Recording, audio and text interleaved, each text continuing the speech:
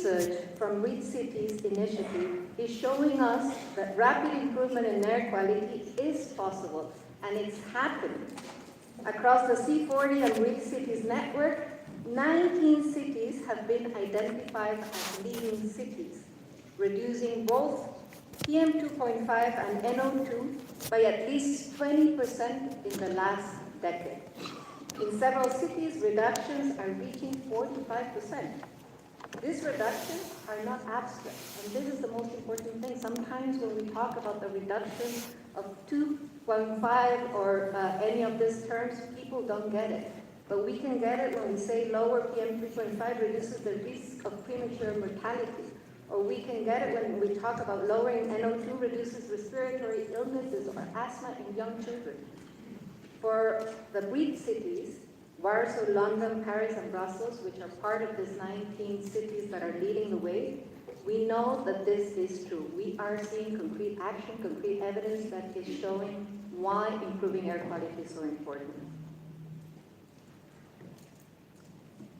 But what's even more interesting is that nearly half of these leading examples are emerging from Asian cities, like Beijing, demonstrating that rapid improvement is possible, even when there's fast-growing and complex urban environments. In other words, improving air quality does not require slowing economic growth. It requires organizing systems that make clean air delivery possible. Some of the most important insights that we know from this research is that cities that achieve sustained improvement work as a system, and they have impact in delivering combined policies. Specifically, there are great examples of how data and evidence, reliable data and evidence, are informing good policy and inspiring action. We also know that clean policy tools make the difference. And finally, coordination across the strategic sectors that have the broadest impact in air quality, meaning transport, energy, health, and urban development, urban planning and development. But also focusing on the major sources of pollution is one of the key things that cities need to do. In most cases, we see that concrete policy and green policy concentrating efforts in transport, energy, buildings, housing, are the most important in order to achieve important impact in very little time.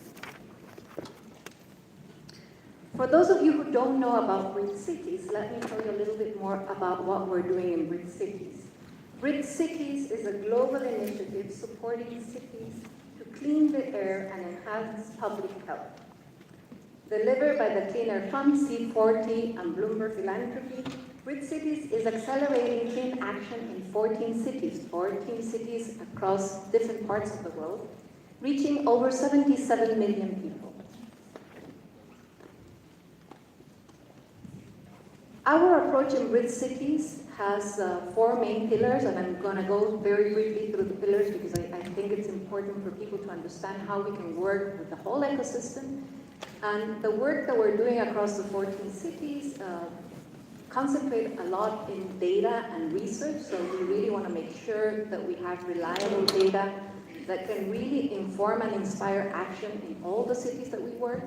But we also want to make sure that the work that we do is across different sectors and across different stakeholders, engaging community so community can advocate for public policy around the better air quality, but also advocating for the efforts they can do as citizens. So it's very important to get this community engaged.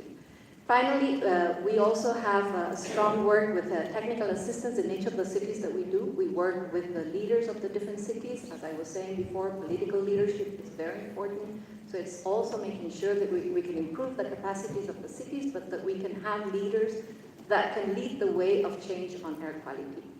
And finally, and probably the most important pillar of what we're trying to do with BRIC cities is sharing lessons and learning from what other cities are doing, so we can have reliable experiences that can be replicated in other cities, adapted in other cities, adopted in other cities, learning what works in other cities and what doesn't work in other cities.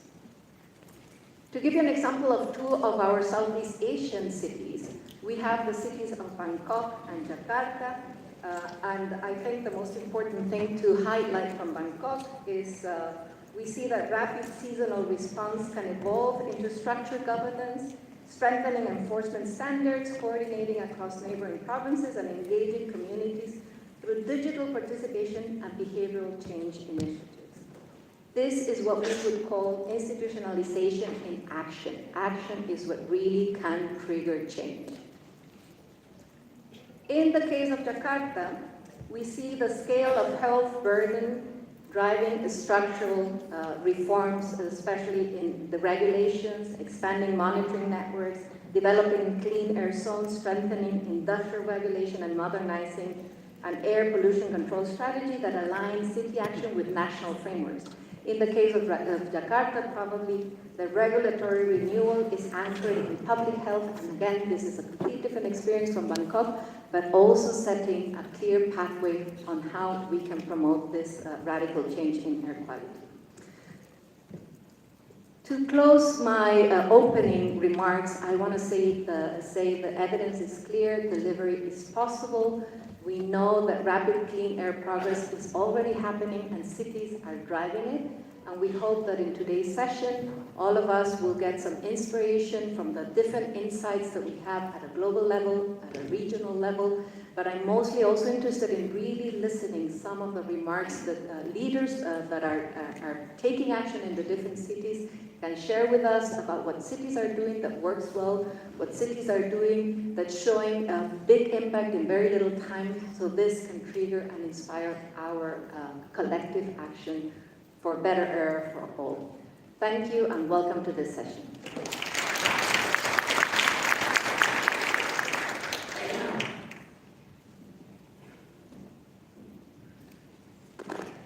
Well, thank you once again, Cecilia. Ladies and gentlemen, please give her another round of applause.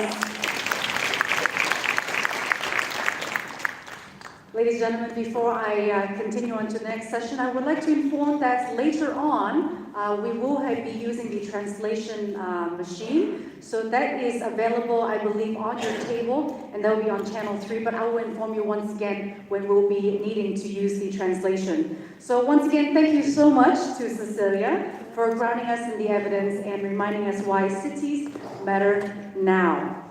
Introducing the next segment is Evidence Snapshots from Global Trend to Asia Progress, which guides us on the latest evidence, whom our next two speakers will expand on. Now, our first speaker is Mr. Iliad Kerbak, Director of Air Quality from C40 Cities, a global network of nearly 100 mayors of the world's leading cities working together to confront the climate crisis and create cleaner, healthier, and more resilient urban communities.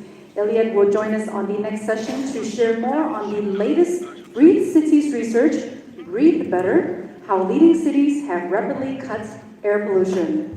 Our second speaker is attorney Glenda Batten-Bacharina, Deputy Executive Director of Clean Air Asia, who will be sharing insights from their flagship report, Air Quality in Asia Status and Trends 2026 edition. Ladies and gentlemen, they are already seated, but please help me give them a round of applause. Iliad and Glenda, thank you. Thank you. Good morning, distinguished delegates. It's an honor to be here with you all today to discuss this important topic of urban air quality and the enablers of rapid progress. I want to express my appreciation to the hosts of the Better Air Quality Conference for inviting us to this really important conversation. And there's really no better place to have this conversation than here in Asia. The region is leading the way with rapid innovations that the rest of the world is watching and learning from. I want to echo a key point that Cecilia just made in the last presentation. The rapid improvement in air quality is possible. And it's already happening in many cities around the world. 19 cities in our network have reduced PM2.5 and NO2 levels by 20% since 2010, and many cities have reduced by close to 45%. These cities tend to be in Europe, North America, and Asia, but half the cities are here in Asia. And we're seeing that These fast improvements aren't happening just in places with long-term structural governance processes and regulatory structures around clean air, but in many places that, where economic growth is happening and populations are expanding. And there's not really one measure that has contributed to this improvement, but sustained policy and regulatory action across multiple layers of government and across many different agencies working together towards common goals. Across different political and economic contexts, similar patterns are emerging around city-scale action. These leading cities are implementing robust data and accountability systems, from air quality monitoring to robust emissions inventories that are updated regularly, identifying the important sources of pollution in these cities. Strong scientific capacity to conduct modeling and air quality forecasting, and then using this data to routinely adjust policy through robust planning mechanisms. So for example, in Beijing, the city has supplemented its regulatory air monitoring network with over 1,000 sensors, helping better pinpoint the sources of air pollution, especially smaller, uncontrolled sources. And in London, the city has implemented the London Atmospheric Emissions Inventory, which is routinely updated on the sources of emissions and the impacts across communities in London. Cities are implementing restrictions on high-emitting sources through programs like low-emission zones, clean heating measures, and efforts to address heavy-duty freight. And these cities are reshaping their mobility patterns by prioritizing active transport and public transport, and where cars are still used, reducing emissions through low-emission zones and electrification. For example, in Paris, the city has rapidly expanded its number of bike lanes and are implementing school street measures to reduce traffic near sensitive locations at schools. And in Shenzhen, the city has now fully electrified its bus fleet. And in Beijing, they've implemented over 3,000 charging stations. And of course, the backbone to this effort is that cities can't act alone. It has to be supported by national and regional level action. So strong air quality standards that then require compliance across regional airsheds and its cities and states. Vehicle emission standards that are driving market adoption of cleaner vehicles, and regulations that drive the energy sector. And of course, local enforcement programs and coordination with national level policy making. But what we found that some of the most rapid progress is happening here in Asia. And so I want to turn to Glinda now. And Clean Air Asia has done some fantastic new work looking at these trends and understanding what's contributing to these trends. Can you tell us a little bit about what you're seeing in your work on the trends so far? Thank you. Thank you very much, Ian. And yes, we're very excited to share the results of a new study which will come out later in the year. But we're sharing the initial results here. It's the Air Quality in Asia Status and Trends Report, 2026 edition. And here we capture air quality levels from 1,873 cities across Asia. And much of the information is only coming from official data that's published by the governments the city governments in Asia. And we thank all of the governments that have contributed to this database. Several of you we wrote, and you have very generously shared your data with us. This covers 48 countries and 12 years. So since 12 years of data, that's why we're able to do some trends here. So the good news is that from 2014 to 2024, we actually are seeing outdoor PM 2.5 levels have decreased in 47% of Asian cities. So of 984 that had complete data for the last 10 years, 984 cities, we see 47 of our cities have reduced PM 2.5 levels. So this gives us a lot of hope that many of the measures that Ian spoke about are working. But of course, we need to continue to continue our efforts in order to align with the WHO guideline values. Now, on this slide, we are plotting the PM 2.5 levels versus the WHO air quality guideline and the different interim targets. So this helps us to direct our attention and support to the lowest, to that lowest level, where that is above 35 micrograms per cubic meter annually. So attention must be provided to the blue on the lowest bar. Much of that bar is coming from South Asian cities, and so they are the ones that need the most help. But there are also other cities, I think this is from East Asia and Southeast Asia. The objective is we should see longer bars at the topmost of this graph, where if we are able to see that, that means cities have attained the air quality guideline of 5 micrograms per normal cubic meter.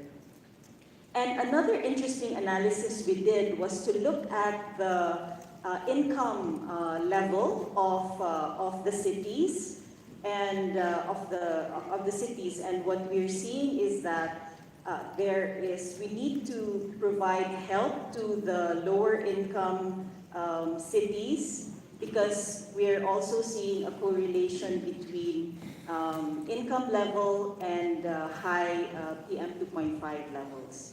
So those are some of the key trends. Some good news, but a lot more work to be done to reach the healthy levels of air quality.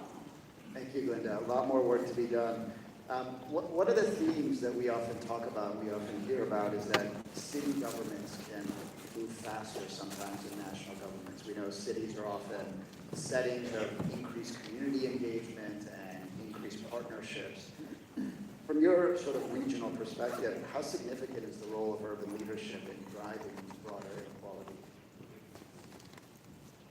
What I'm seeing is that what Cleaner Asia is seeing in the region is that there is a lot of leadership among cities, and usually where you have city champions, where they are able to actually inspire other cities within an airshed and even encourage the national government to, for example, adopt certain practices. Like, let's take the example of Quezon City that we work together with.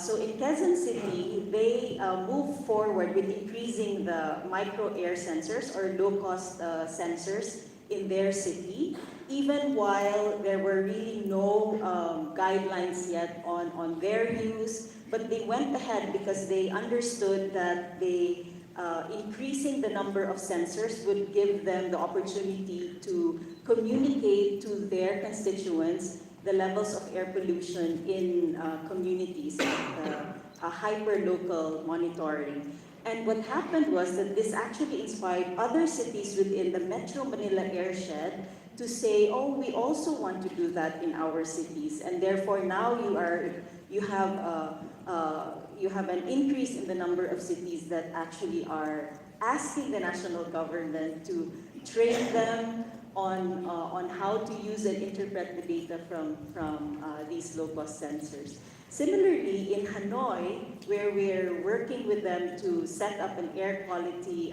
data management framework, when this was presented to the national government, it so happens that the national government is updating its emissions inventory guidelines. And when the national government saw what Hanoi was doing, it's now considering adopting some of these guidelines into what could potentially be a national guideline that will be applicable to the rest of the country. Great examples, and examples where essentially work in cities can see these solutions that can then scale nationally. And we often think about that in other sectors like low emission zones, where if you have, for example, enough low emission zones within a country being implemented, that can drive national level changes in the vehicle markets. What's striking to us is when we look at the governance patterns in the breed cities, we see some common themes that are important. Cross-sector coordination, enforcement capability, institutionalization, and that really aligns where we see that progress happening. What do you see as the biggest risk if cities and regions fail to strengthen these governance systems now? Yes, that's a very good question. As we have heard all throughout the first day and today, air quality transcends borders. And currently, our governance systems are citywide, and there are very rare instances where there is an institutional structure or a governance structure where several cities come together to manage an airshed. In the Philippines, there is that airshed management framework, which is part of the Clean Air Act of the Philippines. And I think this is where we should really try to set up either technical working groups, but with clear mandates that are set in a city ordinance so that it has some kind of formality, so that even within a city, the different departments, Department of Transportation, Urban Development, Public Works, can also come together at city level and work towards developing a Clean Air Action Plan and implementing a Clean Air Action Plan. And I think this is one area where innovation and new champions still need to be found in order to set up the governance structure that is appropriate to managing a complex issue such as air pollution. Absolutely, and it's often an issue of scale as well, sort of understanding the scale of air pollution within your region and how you set up the right coordination structures to manage that. I had one additional question for you that I'd love to hear your perspective on. In Asia, as we've seen, there's been a lot of focus on air pollution that's driven a lot of these trends, and we've heard a few presentations this week about the opportunity around aligning greenhouse gas mitigation and air pollution reduction. I'm curious to hear your perspective on what's next around there and what are those opportunities? Yeah, if you remember our keynote speaker, Professor Hakadin from Tsinghua University, what struck me was his statement that as cities implement the mitigation measures, the low-hanging fruits, and after the low-hanging fruits, the more difficult mitigation measures, to achieve the WHO air quality guideline, the steps needed are steps that are able to help the city decarbonize as well as reduce air pollution. And in China, he mentioned that this is their thrust now, aligning measures that help achieve their climate goals as well as their air pollution goals. So I think that's a clear example of the way to go. Yeah, a really fantastic opportunity, I think, to really look at aligning these two agendas. Thank you, Linda. Really fantastic research that you've done. And just to summarize, I think some of the key themes that I picked up on is while a lot of these air quality improvements are continuing, we still see significant disparities that happen. And these disparities occur all over the world, where you may have average levels going down, but disparities often remain, where vulnerable populations are exposed to higher levels and the health impacts are occurring at a higher rate. And so there's more we need to do both on reducing air pollution levels overall, but targeting reductions towards those vulnerable communities. We talked a little bit about how cities can really see the change that can happen at the national level by implementing policies and new innovations that can then be rapidly replicated across the country and influence national level policy. And air quality obviously transcends borders, and so we need to really look at an airshed management approach, but how do we institutionalize some of the collaboration and cooperation needed to then influence that change at the city level? So thank you very much. I'm excited that we're going to get a chance to hear directly from many of the cities that are working on these issues and many of the partners that are working on these issues in the next session. Thank you, Glinda.